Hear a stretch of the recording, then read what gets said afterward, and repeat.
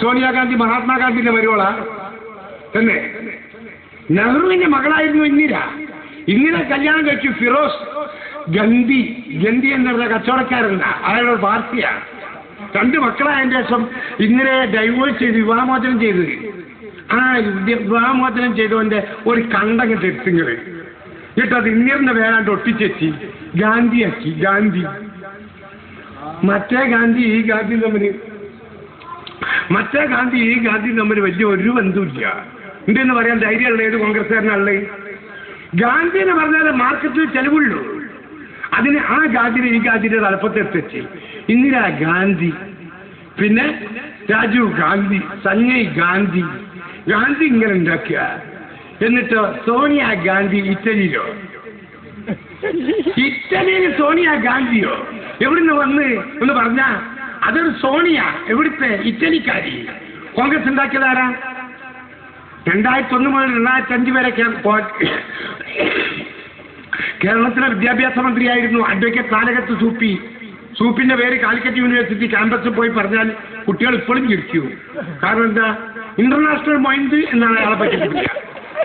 ഫെബ്രുവരി 28 തീയതി 2ാം ശനിയാഴ്ച ആണെന്ന് പറഞ്ഞ മനുഷ്യനാണ്. ഫെബ്രുവരി 28 2ാം ശനിയാഴ്ച ഉണ്ടാവുമോ? അതൊന്നുകിൽ 11-ാം തീയതി 14-ാം തീയതി അങ്ങനെ എന്തായിരിക്കുമോ?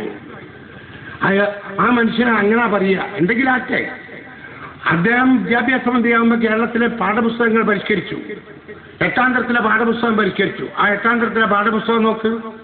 ആ പാഠപുസ്തകത്തിന്റെ കയ്യിലുണ്ട്. കോൺഗ്രസ്സുകാരെ ഉണ്ടാക്കി അതിൻ്റെ അകത്ത് പറയുന്നുണ്ട്. പേജ് 31. 8ാം തരത്തിലെ സാമൂഹ്യ പാഠം പേജ് 31 എടുത്ത് വായിച്ചു നോക്കിയ ഇന്ത്യൻ നാഷണൽ കോൺഗ്രസ് ആരാണ്ടാക്കിയത്? 1885 ഡിസംബർ മാസം 29-ാം തീയതി ബോംബെയിലെ ഒരു ഹാളിൽ വെച്ച് ഒരു മനുഷ്യനുണ്ടാക്കി തീർത്ത് ഇന്ത്യൻ നാഷണൽ കോൺഗ്രസ്. എവോ ഹ്യൂം എന്ന് പറയുന്ന ആളാണ് ഉണ്ടാക്കിയത്. ഒരു ഇംഗ്ലീഷുകാരൻ. ഇപ്പോഴും ഇറ്റലിക്കാർക്ക് തന്നെ ഇത് തലപ്പത്ത്. അതൊരിക്കലും കോൺഗ്രസ് അല്ല സാധനം. ആ കോൺഗ്രസ് എന്ന് ചത്തുവയ്ക്കുന്നത് ഇന്ത്യ വിഭജനം നടന്നപ്പോൾ ചത്തുവയ്ക്കുന്നത്. പിന്നെ കോൺഗ്രസ് ഇല്ല ഇവിടെ ഉണ്ടോ? നമുക്ക് പരിശോധിക്കാം. അങ്ങനെ ആ കോൺഗ്രസ് അങ്ങനെ ഉണ്ടായി. ലീഗ് ആരാണ്ടാക്കി? കമ്മ്യൂണിസ്റ്റ് ആരാണ്ടാക്കി? കമ്മ്യൂണിസ്റ്റ് ഉണ്ടാക്കിയത് ആരാണ് എന്നുള്ളത് നമ്മളെ 8ാം തരത്തിലെ പാഠപുസ്തകത്തിലുണ്ട്. ആ പാഠപുസ്തകം ഈ 2007 മാറിയിട്ട് അതിന്റെ മുമ്പത്തെ പുസ്തകം അത് കൊണ്ടുവന്ന് കീറിപ്പോയി. നമുക്ക് നോക്കുക.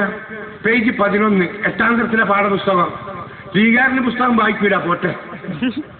നിങ്ങൾക്ക് പുസ്തകം എന്ന് പറയുമ്പോൾ ദേഷ്യം വരും. ഇപ്പൊ നോക്കുക, OV വിജയന്റെ പ്രതിമ നമ്മളെ കോട്ടക്കൽ രാജാസ് ഹൈസ്കൂളിൽ വെക്കുക. OV വിജയൻ പഠിച്ചത് അവിടെ. അതിന് പ്രതിമ വെക്കുമ്പോൾ ആ OV വിജയന്റെ ഖസാക്കിന്റെ ഇതിഹാസം എന്ന് പറയുന്ന പുസ്തകത്തിന്റെ അകത്തുള്ള ഒരു കഥാപാത്രം അതുമായിട്ട് ചുറ്റിപ്പറ്റിട്ട് ഒരു ചെറിയ ഒരു രൂപം അതിനൊക്കെ ഉണ്ടാക്കിയിട്ടുണ്ട്. അത് കണ്ടപ്പോൾ അവർക്ക് ദേഷ്യം പിടിക്കുക. കാവാക്കാണ് അമ്പലാക്കാണ് എന്ന് പറയുക. പേര് നോക്കിയിട്ട് എൻ്റെ ലീഗ് ഇങ്ങനൊക്കെ പറയാൻ പറ്റുമോ? ഈ മലപ്പുറം ജില്ലയിൽ നിങ്ങൾക്ക് നിൽക്കാൻ പറ്റുമോ? പേര് നോക്കിയാൽ മലപ്പുറത്ത് ആ പെരിന്തൽമണ്ണ തൊട്ടടുത്ത് രാമപുരം എന്ന് പറഞ്ഞ സ്ഥലമുണ്ട്. അവിടെ രാമഭക്തന്മാർ മാത്രമാണ് തന്നെ. രാമന്റെ ആൾക്കാർ മാത്രം പോയിക്കാടെ. അതൊരു സാഹിത്യ ഗ്രന്ഥത്തിലുള്ള ആ ഖസാക്കിന്റെ ഇതിഹാസം എന്ന് പറയുന്ന ആ ലോകപ്രശസ്ത ഗ്രന്ഥമാണ്. അതിനകത്ത് ആരോടൊപ്പം ഞാൻ പറയണേ? ലീഗിനോടോ? ഓരോട് അതൊന്നും പറഞ്ഞ കാര്യമില്ല. നിങ്ങളോട് പറയുന്ന ഭാഷ ഉണ്ട്. ഒരു അരമണിക്കൂർ കൂടി കഴിയട്ടെ. കുട്ടികളൊക്കെ ഒന്ന് ഉറങ്ങിയിട്ട് നമ്മൾ ഐസ്ക്രീമൊക്കെ ഒന്ന് പറയണം. അങ്ങനെ നിങ്ങൾ വിട്ടാൽ ശരിയാവില്ല. വിട്ടാൽ ഞാൻ മരിച്ചു എന്നിട്ട് മത്സരയിലേക്ക് എല്ലോ അള്ള വിളിക്കോ റഷീദ് കമോൺ ഞാനടി എല്ലു. ഒരു പച്ചക്കൊടി കുടിച്ച് നാട്ടുകാരെ പറ്റിച്ചൊരു വർഗം മലപ്പുറത്ത് പരിസരത്തുണ്ടായിരുന്നു, അറിയാമോ? അവരെ പറ്റി നാട്ടുകാർക്ക് മുന്നറിയിപ്പ് കൊടുത്തിരുന്നോ? ഇല്ല. ആ അരകത്തിൽ ഞാനും വേണ്ട ആ ശ്രീദേവിന്റെ വിദ്യാലയക്കുട്ടിയിലപ്പുറം പോയി കിടക്കാൻ പേടിച്ചിട്ടാണ്. നമുക്ക് ഇച്ചിരി കാര്യം പറയണം. നമുക്ക് പരിശോധിക്കുക. കമ്മ്യൂണിസ്റ്റുകാർ എങ്ങനെയാണ് ജനിച്ചത് നമുക്ക്. സർവ്വരാജ്യ തൊഴിലാളികളെ സംഘടിക്കുവിൻ. നിങ്ങൾക്ക് നഷ്ടപ്പെടാൻ കൈവിലങ്ങുകൾ മാത്രം. നേടാനുള്ളത് പുതിയൊരു ലോകവും. 1848 പുറത്തിറങ്ങിയ കമ്മ്യൂണിസ്റ്റ് മാനിഫെസ്റ്റോയുടെ ഈ സന്ദേശം തൊഴിലാളി വർഗത്തിന് പുത്തൻ ഉണർവ് നൽകി. 1788 ചിക്കാഗോയിലെ തൊഴിലാളികൾ 8 മണിക്കൂർ ജോലി, 8 മണിക്കൂർ വിനോദം, 8 മണിക്കൂർ വിശ്രമം എന്ന മുദ്രാവാക്യം ഉയർത്തി പണിമുടക്കി. ആയിരക്കണക്കിന് തൊഴിലാളികൾ പങ്കെടുത്ത പ്രകടനത്തിന് നേരെ അധികാരികൾ ക്രൂരമായ മർദ്ദനവും വെടിവെപ്പും നടത്തി. വെടിയേറ്റ് വീണവരുടെ രക്തം പുരണ്ട വസ്ത്രങ്ങൾ തൊഴിലാളികൾ പതാകകളാക്കി ഉയർത്തിപ്പിടിച്ചു. അങ്ങനെയാണ് ചുവന്ന കൊടിയുണ്ടായത്. പഠിപ്പിച്ചതാര്? അഡ്വക്കേറ്റ് നാലകത്ത് സൂപ്പി. അറിയോ? ആ പ്രത്യയശാസ്ത്രം ലോകത്താകെ അഞ്ഞടിക്കുക. ആ സമയത്ത് ഇവിടെ മലബാറിൽ ഉജ്ജ്വലമായ സ്വാതന്ത്ര്യ സമരം നടക്കുന്നുണ്ട്. ആ സമരത്തിന് നേതൃത്വം കൊടുത്തതാരാ അറിയില്ല? 1757 പൊന്നാനിയിൽ ഒരു മതകുടുംബത്തിൽ ജനിച്ചു വെളിയങ്കോട് ഉമ്മർ ഖാദി. 20ാമത്തെ വയസ്സിൽ അദ്ദേഹം വെളിയങ്കോട്ട് പള്ളിയിലെ ആളിയാരായി. അതാണ് വെളിയങ്കോട് ഉമ്മർ ഖാദി. ഖുർആൻ കാണാപ്പാടായിരുന്നു. പരിശുദ്ധ ഖുർആൻ കയ്യിലെടുത്തിട്ട് അദ്ദേഹം പറഞ്ഞു, ബ്രിട്ടീഷ് സാമ്രാജ്യത്തിനെ പോരാടേണ്ടത് ഓരോ മുസൽമാന്റെയും കടമയാണ്. ആര്? വെളിയങ്കോട് ഉമ്മർ ഖാദി. ആ സമയത്താണ് എന്ത് വരുന്നത്? 18ാം നൂറ്റാണ്ടിന്റെ ആദ്യത്തിൽ ഇവിടേക്ക് കടന്നു വരുന്നു അറേബ്യയിൽ നിന്ന്. ആര്? സയ്യിദ് അലവിത്തങ്ങൾ. നബിയുടെ സന്താന പരമ്പരയിൽ 32ാമത്തെ സന്താന പരമ്പരയിൽപ്പെട്ട ആൾ സയ്യിദ് അലവിത്തങ്ങൾ വന്നു. അങ്ങനെ ഇവിടെ താമസിക്കുമ്പോൾ കൊയിലാണ്ടിയിൽ ഫാത്തിമ എന്ന് പറയുന്ന സ്ത്രീയെ കല്യാണം കഴിച്ചു. അങ്ങനെ ആ സ്ത്രീയിൽ ഒരു കുട്ടി ജനിക്കുന്നു. അതാണ് സയ്യിദ് ഫസൽ പൂക്കോയ തങ്ങൾ. അറിയാം, മമ്പത്തെ തങ്ങൾ. ആ മമ്പറത്ത് തങ്ങൾ പറഞ്ഞു, എന്ത്? ജമ്മിത്തത്തിനെതിരെ, സാമ്രാജ്യത്തിനെതിരെ പോരാടേണ്ടത് ഓരോ മുസൽമാന്റെയും കടമയാണ്. അങ്ങനെ ആ ഫസൽ പൂക്കോയ തങ്ങളെ നാട് കടത്താൻ ബ്രിട്ടീഷുകാർ തീരുമാനിച്ചു. നാട് കടത്തണമെങ്കിൽ എന്ത് വേണമെന്നറിയോ? അന്നത്തെ മുസ്ലിം പ്രമാണിമാർ ഒപ്പിട്ട് കൊടുക്കണം. ഒപ്പിട്ട് വാങ്ങി. ഞാൻ എല്ലാവരോടും പറയാതെ അങ്ങനെ ഒപ്പിട്ടെന്ന് അതിനെക്കൊണ്ടാണ് നാട് കടത്തുന്നത്. അങ്ങനെ ഒപ്പിട്ട് കൊടുത്ത്. ആരിലൊക്കെ ഒപ്പിട്ട് കൊടുത്തതെന്ന് ലീഗാർക്കറിയോ? ഒന്ന് കുഴപ്പത്തോടി.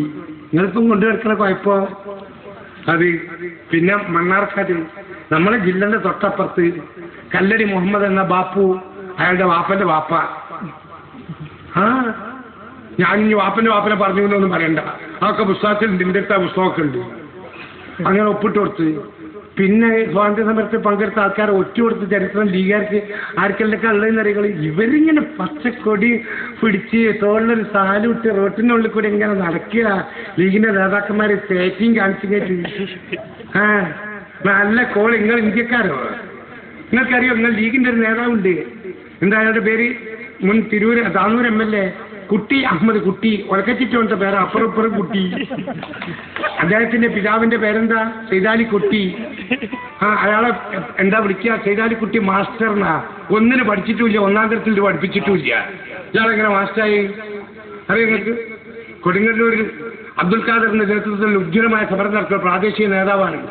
അദ്ദേഹത്തെ പിടിക്കാൻ ബ്രിട്ടീഷുകാർ കിളഞ്ഞു ശ്രമിക്കുക.